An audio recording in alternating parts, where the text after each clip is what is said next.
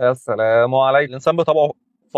عنده فضول، اللي هو انا عاوز اعرف كل حاجه واعرف دي كانت ازاي ودي كانت ازاي. وسبب قلت قبل كده حتى في قصه سيدنا سليمان، قصه سيدنا داوود، ان التفاصيل اللي هي لا هتقدم ولا هتاخر، مش هتفيدنا بحاجه.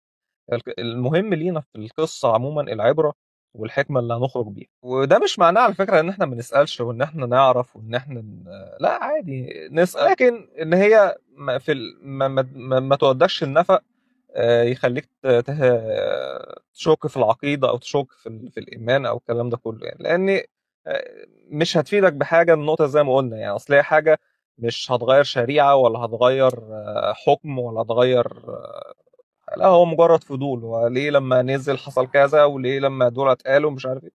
لكن هي مش هتغير حاجة من القصة، يعني هتغير الهدف من القصة ايه. يعني على سبيل المثال لما سيدنا إبراهيم سأل ربنا يعني أريني كيف تحيي الموتى، فقال له ألم تؤمن؟ قال لا يطمئن قلبي. تمام. أو ده برضو نوع من أنواع الأسئلة. ما هو سيدنا إبراهيم سأل أهو، إيه المشكلة؟ إحنا اللي نسأل يعني. لكن هو سيدنا إبراهيم لما سأل هو كان عنده يقين اوريدي وإيمان، ولكن هو من علم اليقين لعين اليقين. هو عاوز يشوف، عاوز اطمئن بقى يعني، اشوف القصة دي بتحصل ازاي.